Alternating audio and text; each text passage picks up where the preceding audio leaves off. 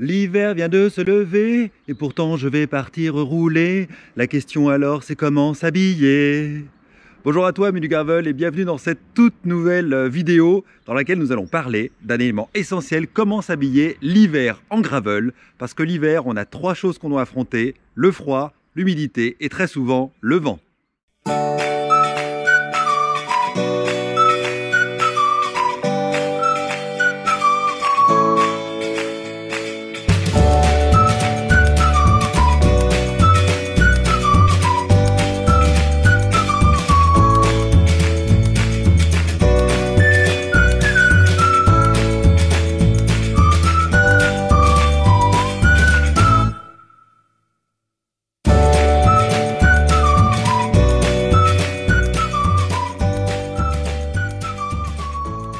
Je vous rassure tout de suite, je ne compte pas me lancer dans une carrière de chanteur, je pense que le gravel me correspond nettement mieux.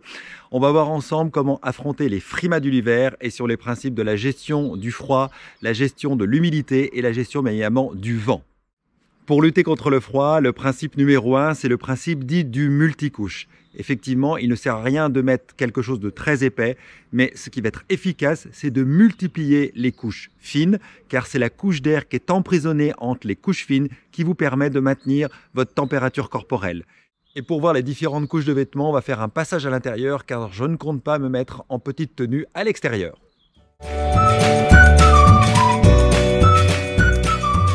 Comme je l'ai dit dans mon introduction, l'hiver, nous devons lutter contre trois choses. Le froid, l'humidité et très souvent le vent.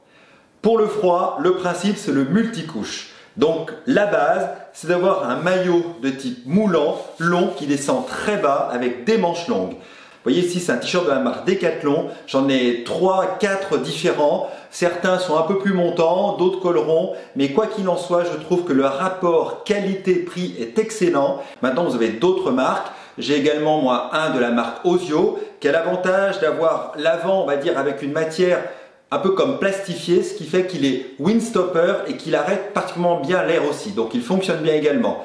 Mais moi, je trouve que cette marque, rapport qualité-prix, c'est vraiment top. Vous l'avez compris, l'intérêt du multicouche, c'est donc de garder de la chaleur entre les différentes couches de vêtements. Pour cela, vous partez effectivement d'une base, d'un maillot, comme je l'évoquais tout à l'heure.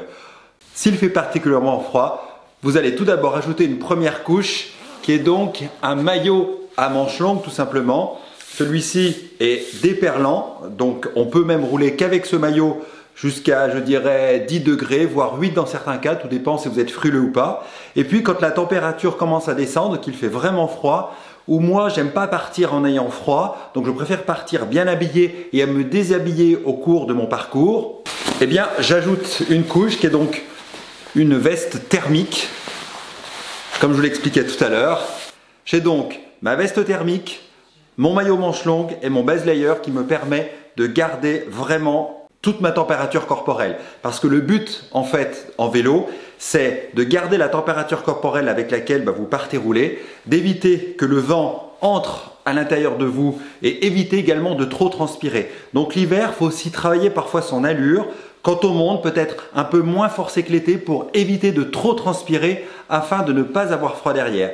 Et l'avantage de tous ces systèmes zippés, eh bien, c'est que moi, quand je suis en ascension, j'ouvre vraiment, des fois très largement, pour justement éviter de trop transpirer. Et puis quand la descente vient, hop, on referme. Ou lorsqu'on fait une petite pause casse-croûte, on referme. Et ainsi, vous êtes garanti d'avoir toujours un excellent maintien de votre température corporelle.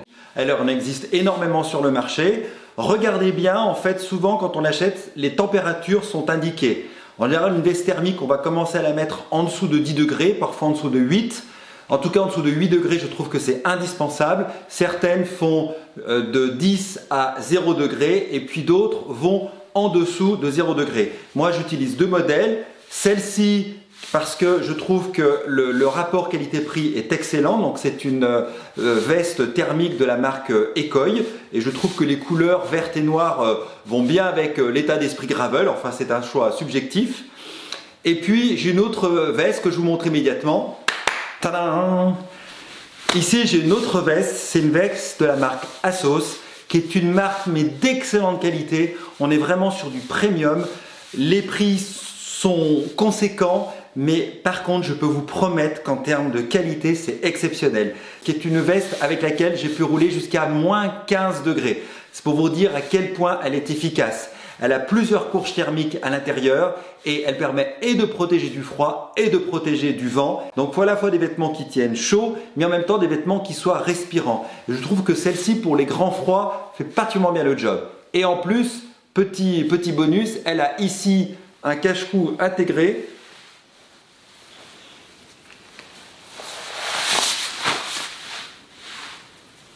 Je le baisse pour parler, c'est mieux. Voilà, qui permet vraiment de recouvrir. Et lorsque j'ai mon casque, je le remonte et derrière, je vais le coincer au niveau de la molette qui tient mon casque et ainsi, ça me couvre complètement les oreilles. Plus le bonnet, vraiment dans les grands froids, double paire de gants et là, je peux vraiment affronter les frimas de l'hiver sans aucune difficulté. Autre accessoire indispensable en gravel, et je dirais que ce n'est pas un accessoire d'hiver, c'est un accessoire que vous devez avoir quasiment toute l'année avec vous. C'est le gilet sans manches qui est en général windstopper devant et qui est, comme vous le voyez, extrêmement aéré dans le dos. Et l'avantage de ce type de gilet, c'est que replié, ça ne prend aucune place ni dans une sacoche, ni dans une poche arrière éventuellement, ni dans votre sacoche de bikepacking. Donc moi je vous conseille d'avoir toujours ça avec vous toute l'année. Imaginez que même en plein été, vous faites une ascension, vous montez en température et vous allez de l'autre côté attaquer une longue descente. Souvenez-vous, dans les années 40-50, les anciens forçats de la route, lorsqu'ils arrivaient en haut d'un col, on leur donnait du papier journal qui glissait sous le maillot pour pouvoir affronter les descentes et ainsi avoir une coupure du vent. Et bien aujourd'hui, on n'a pas emmené son journal avec soi, mais avec ce type de gilet, très simple, qu'on peut souvent mettre en roulant lorsque la route le permet. Il va avoir beaucoup de qualité, beaucoup de facilité. Voilà. Vous êtes coupé du vent, aéré derrière. Vous avez également des trous sur le côté qui permettent d'accéder facilement aux poches arrière. Et ça, c'est vraiment l'accessoire indispensable. Moi, souvent, je mets cet accessoire lorsque je pars parce que je n'aime pas avoir froid quand je pars en vélo. Je sais que certains partent en ayant un peu froid en se disant au bout de 20 minutes de vélo, je me serais réchauffé. Moi, j'ai plutôt tendance à faire l'inverse. Je pars habillé pour ne pas avoir froid et dès que je commence un peu à me réchauffer, clac, je me déshabille. Je préfère faire ce chemin-là. Autre accessoire indispensable l'hiver, c'est le tour de cou. Le tour de cou, il est facile à mettre et facile à enlever. Donc si vous avez trop chaud, vous pouvez le mettre dans votre sacoche de bikepacking ou dans votre poche arrière. Il a l'avantage de protéger le cou. Il a l'avantage également d'avoir d'autres utilisations, également comme protège-visage.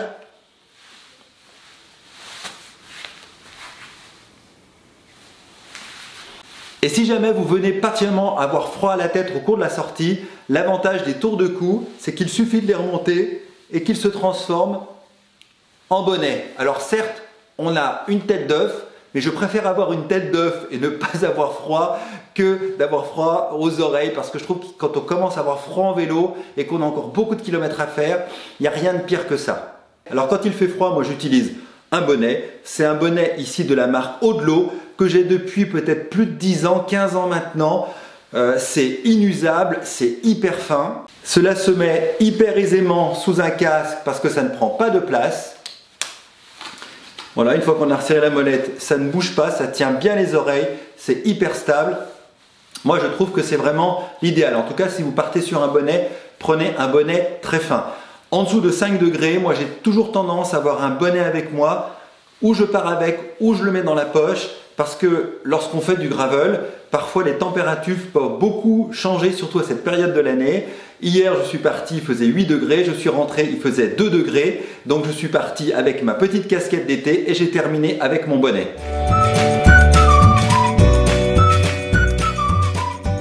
Ensuite, venant de la route, moi j'opte pour un cuissard long. Peut-être que ceux qui viennent du VTT ont une autre façon de faire. Moi je trouve que le cuissard long d'hiver, c'est-à-dire ici c'est un cuissard qui descend jusqu'à moins 10 degrés, l'intérieur étant polaire et tout le bas en fait est légèrement en néoprène, ce qui fait que lorsque vous avez de la pluie, l'humidité qui gicle, votre bas de cuissard n'est jamais humide et ça c'est fort appréciable, surtout sur lequel viennent se mettre les coupe-chaussures.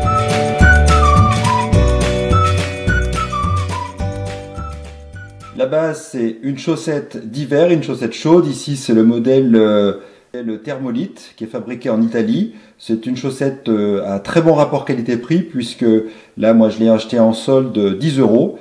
L'équipement indispensable en hiver pour ne pas avoir froid aux pieds, c'est le couvre-chaussures. Alors vous avez deux possibilités, soit opter pour des chaussures d'hiver de type VTT, qui en général sont en Gore-Tex et Windstopper, mais qui nécessitent forcément d'acheter une seconde paire de chaussures. Et si vous faites ce choix-là, je vous invite vraiment à ne pas prendre des modèles d'entrée de gamme, mais vraiment taper dans le haut de gamme. Sinon, vous risquez simplement d'avoir des chaussures d'été un peu montantes, un peu plus isolantes, mais qui ne seront pas suffisantes.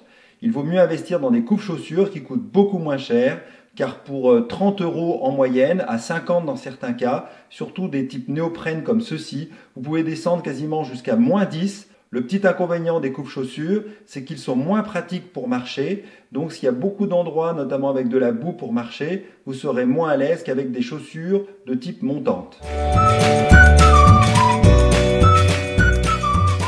Il n'y a rien de plus terrible l'hiver que d'avoir froid aux mains parce que je trouve que quand on commence à avoir les doigts vraiment congelés, c'est très difficile de se réchauffer.